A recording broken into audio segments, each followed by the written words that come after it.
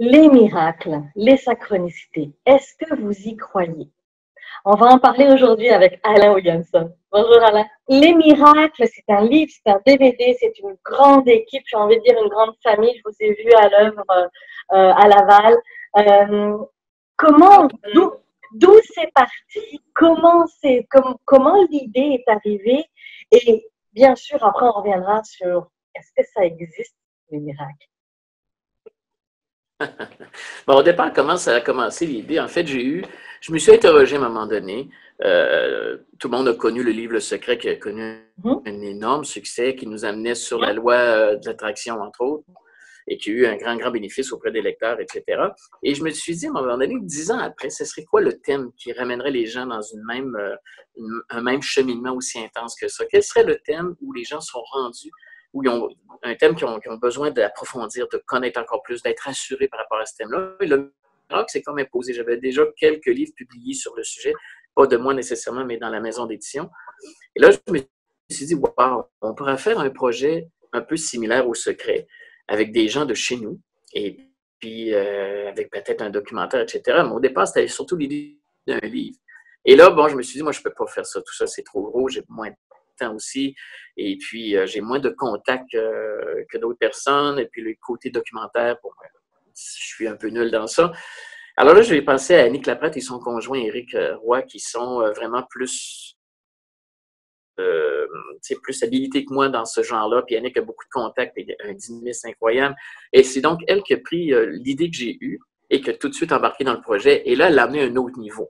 Elle a amené des gens, Nathalie Charbonneau, François Forgette, Cédric Laprette. Elle a amené donc des gens comme ça qui ont contribué, qui ont fait des recherches avec nous. Et là, on a établi une liste de noms potentiels.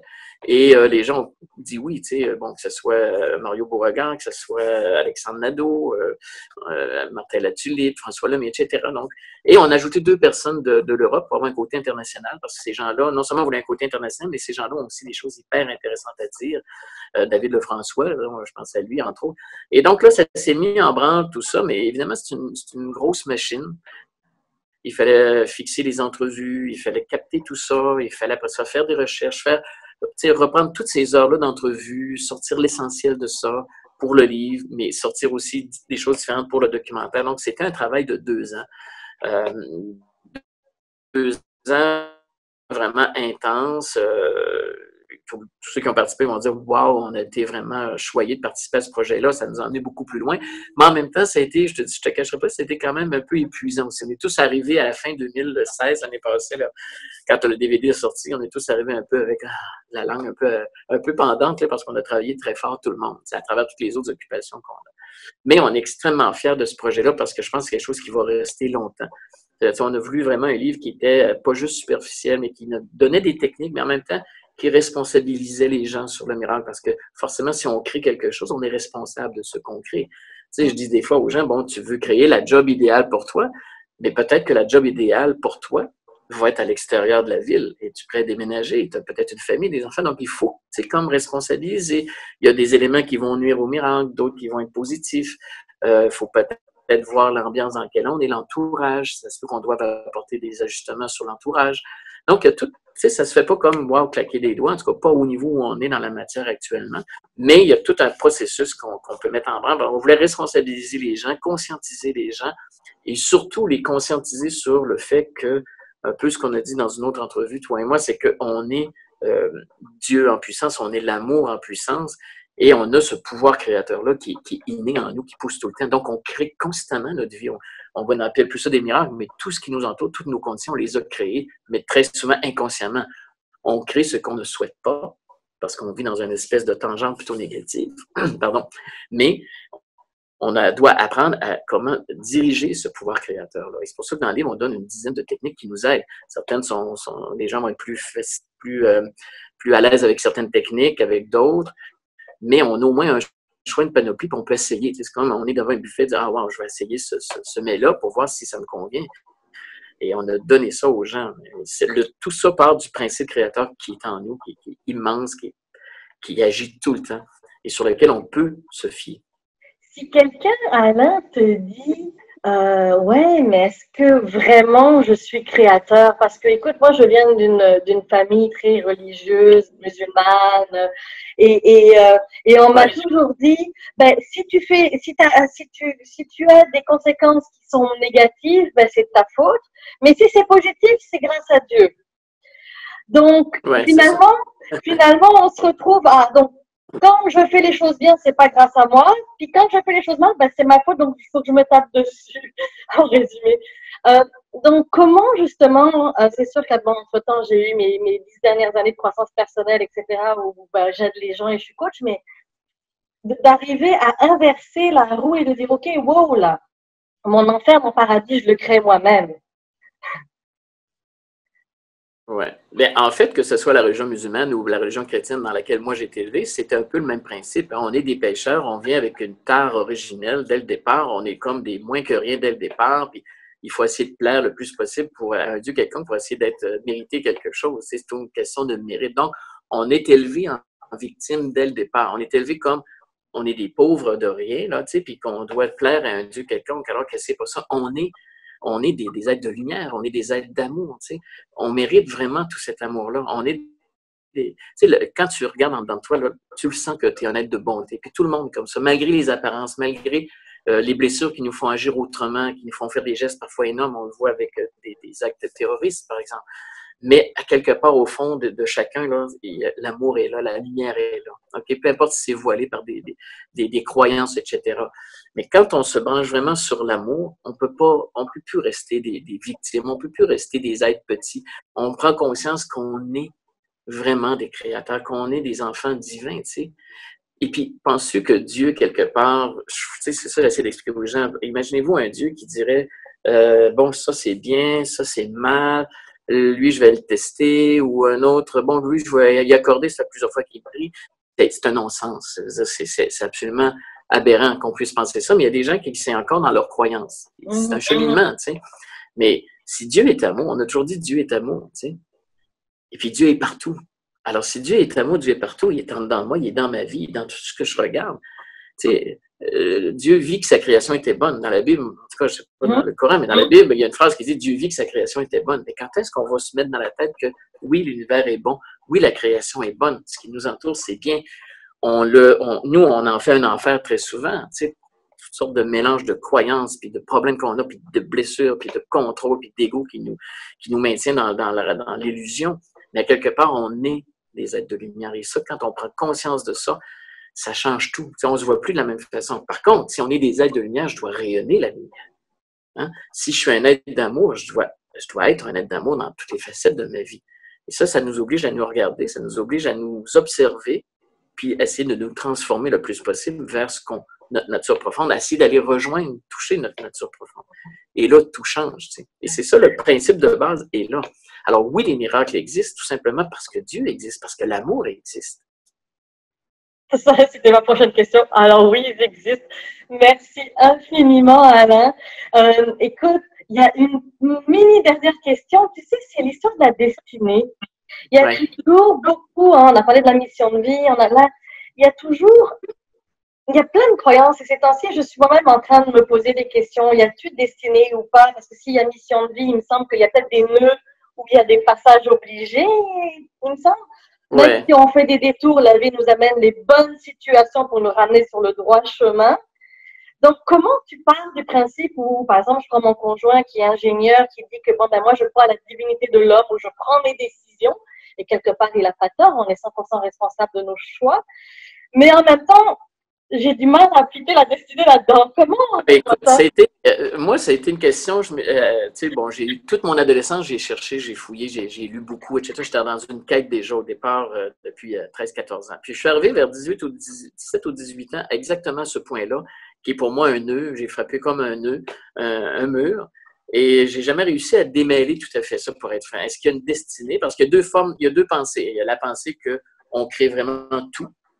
Et l'autre pensée, l'autre philosophie qui dit, ben, on a une destinée, puis peu importe ce que tu vas faire, si ton heure n'est pas arrivée, tu ne mourras pas, ou peu importe ce que tu vas faire, ta destinée va s'accomplir. C'est vraiment très opposé. Puis les deux, je trouve du positif. Les deux, je pourrais adhérer quasiment aux deux. Là, tu sais. Puis à quelque part, je pense que c'est un mélange des deux qu'on doit considérer. C'est-à-dire que je pense sincèrement qu'au niveau où on est d'évolution, je pense qu'on a des balises, on a des points, des nœuds qu'on va rencontrer ou des balises qu'on n'aura pas le choix de suivre à un certain moment donné. Mais entre les balises, entre les grands points majeurs qu'on est venu explorer ou développer ou guérir, je pense que là, ton libre arbitre va toujours être actif. Et c'est comme si tu pars en voyage. Mettons, tu as un itinéraire tout prévu, tu es avec une agence de voyage. Ça se peut bien qu'un matin, au lieu d'aller suivre le groupe, tu aies le goût de t'en aller à la plage tout seul pour lire un livre. Tu comprends? Tu laisses faire l'expédition, puis tu restes toute seule.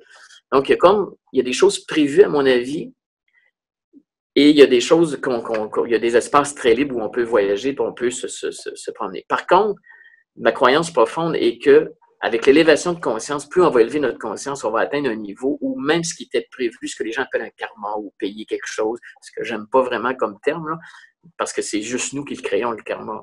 C'est notre simple culpabilité. C'est pas autre chose. Il n'y a pas un Dieu qui dit, ben toi, tu dois payer. C'est notre culpabilité qui fait en sorte qu'on a un karma. Mais même ça, si on atteint un niveau de conscience vraiment supérieur, qu'on n'a pas, là, je ne sais pas que je suis là du tout, il faut que les gens comprennent bien qu'on est tous en apprentissage, mais je pense qu'on peut même transcender les nœuds qu'on devait rencontrer, transcender les étapes majeures qu'on devait vivre et vraiment être au-dessus de ça. Puis l'histoire de plusieurs grands personnages nous démontre, des grands saints de l'histoire, peu importe dans quelle religion, nous démontre un peu ça aussi. Donc, je pense qu'on peut transcender tout ça et vivre vraiment sur...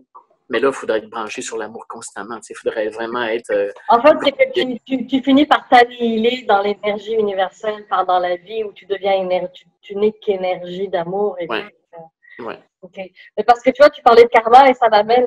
Finalement, j'ai encore une autre question.